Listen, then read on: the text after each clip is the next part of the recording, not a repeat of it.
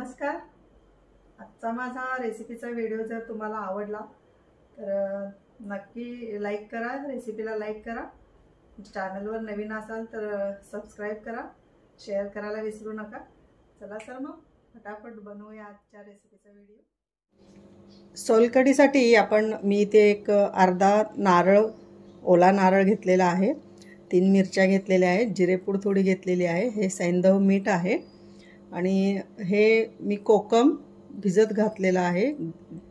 एक तासभर झाला. तर 10 ते 15 कोकमच्या स्लाइस आहेत, त्या मी भिजत घातलेल्या आहेत. आणि कोकमच्या सोलकढीला अगदी पिंक असा कलर येण्यासाठी आपण थोडंसं हे बीटचा एक तुकडा घालणार आहोत. तर हे बीट घेतलेलं आहे. चला मी या नारळाचे बारीक चिरून दूध काढून घेणार आहे. तुम्ही नारळ असा खाऊन घेऊन सुद्धा त्याचं दूध काढू शकता. तर मी हे नारळाचं दूध काढून घेणार आहे. सोलकढीसाठी जे आपण खोबरं घेतलं होतं ते मी चिरलेलं आहे आणि त्याच्याबरोबर हे बीट देखील चिरलेलं आहे. तर आपण खोबऱ्याचं दूध काढण्या अगोदर हे जे कोकम भिजत घातलं होतं ते कोकम तुम्ही असाही हा कोळ घालू शकता सोलकढीमध्ये. परंतु आपण हे जे मी काय करणार आहे, हे जे सोलकढीसाठी आमसूल कोकम जे भिजत घातलं होतं ते मी पहिल्यांदा मिक्सरमधून बारीक करून घेणार आहे.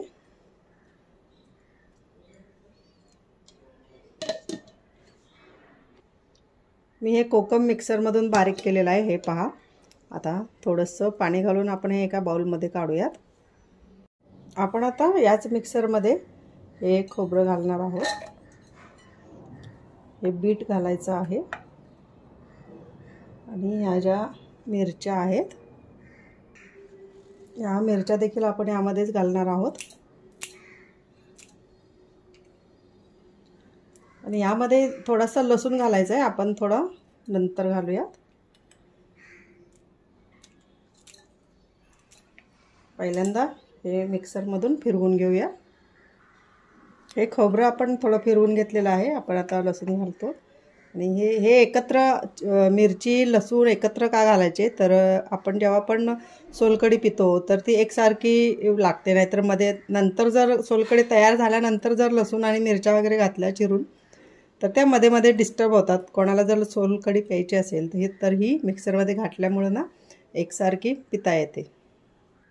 आपण आता यामध्ये मी एक अर्धा ग्लास तरी पाणी घालणार आहे. पाणी घालून आपण हे बारीक करून याचं दूध काढून घेणार आहोत. तर मी मिक्सरमधून हे दूध आता काढून घेतलेलं आहे, एकदाच फिरवलेलं आहे. आपण एक पातेलं घेते मी. यामध्ये स्ट्रेनरवरती एक छोटा सुती कपडा किंवा असा स्वच्छ रुमाल ठेवून आपण हे गाळून घ्यायचं आहे. फक्त स्ट्रेनरने गाळलं तर काय होतं, थोडं खोबऱ्याच्या आधेमधून त्यामध्ये निघून जातात तुकडे छोटे छोटे एकदम बारीक. तर आपण हे आता असे गाळून घ्यायचे. आणि राहिलेला जो आपला खोबऱ्याचा किस असतो, चोथा असतो,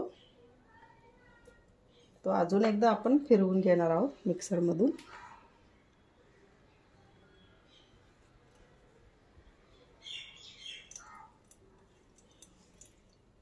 हे पहा. आपण यामध्ये बीटचा एकदम थोडासा तुकडा घातलेला आहे, एकदम छोटा तुकडा घालायचा, कारण सोलकढीची टेस्ट बिघडून जाईल, त्याला सर्व बीटचाच टेस्ट येईल, म्हणून एकदम कलरसाठी फक्त बीट घालायचं आहे आपल्याला. तर असं आपण हे दूध काढून घेणार आहोत खोबऱ्याचं. कलर मस्त आलेला आहे पहा. विकत जशी सोलकढी असते तसा हा पिंक कलर आलेला आहे बीटमुळे.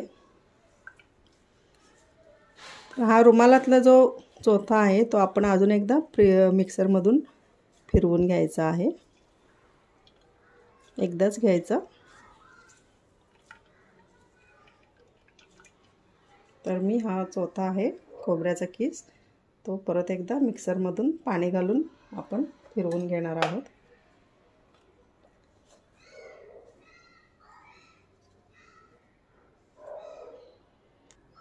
मी हा जो चोथा राहिला होता तो देखील आता मिक्सरमधून बारीक करून घेतलेला आहे पुन्हा एकदा. तुम्हाला जर सोलकढीचं प्रमाण वाढवायचं असेल तर आत्ताच मिक्सरमध्येच ते पाणी वाढवून घ्यायचं. म्हणजे सर्व त्याच्यामध्ये फ्लेवर चटणी जे आपण म्हणजे तिखटासाठी मिरची घातलेली आहे, लसूण घातलेला आहे, ते सर्व त्यामध्ये त्याचा टेस्ट येते। तर अशा प्रकारे आपण हे दूध काढून घेऊया। आपण हे आता नारळाचं दूध काढून घेतलेलं आहे, ओल्या नारळाचं। हे पहा, बघूया, मस्त कलर आलेला आहे, जसं बाहेर रेस्टॉरंट हॉटेलमध्ये असतो सोलकडीला तसाच कलर आलेला आहे। तर आपण आता यामध्ये जे कोकमचं मी मिक्सरमधून कोकम बारीक करून घेतलं होतं ते आपण एक वेळ गाळून घेऊया याच कापडाने।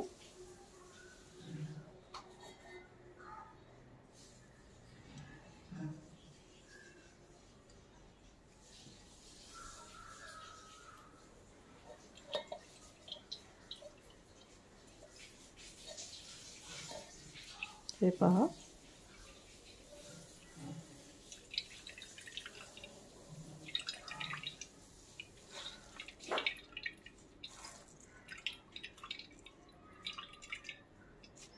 8 ते 10 जवळजवळ आपण कोकमचे तुकडे घेतले होते।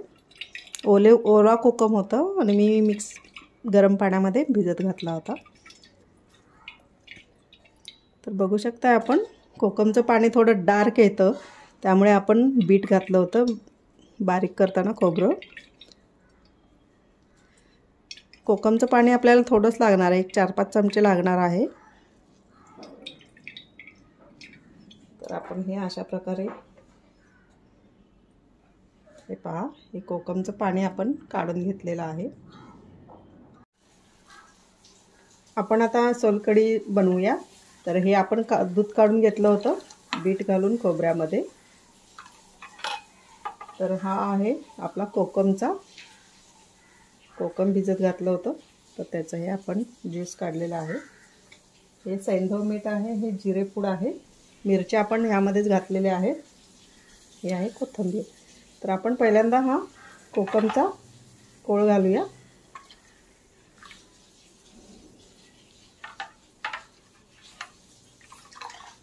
त्याच्यानंतर हे सैंधव मीठ घालूयात, हे जिरेपूड आहे,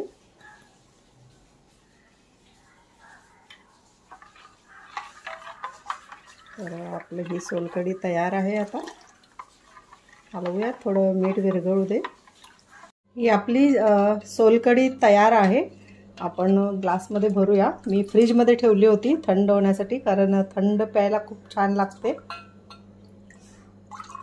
कलर पण खूप छान आला आहे, पहा, एकदम रेस्टॉरंट सारखी झालेली आहे। तुम्ही अवश्य ट्राय करा।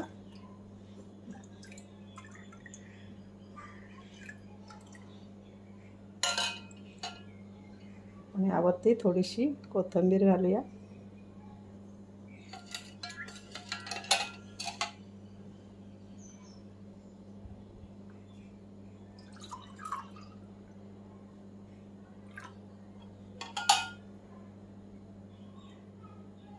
तर ही आहे आपली सोलकढी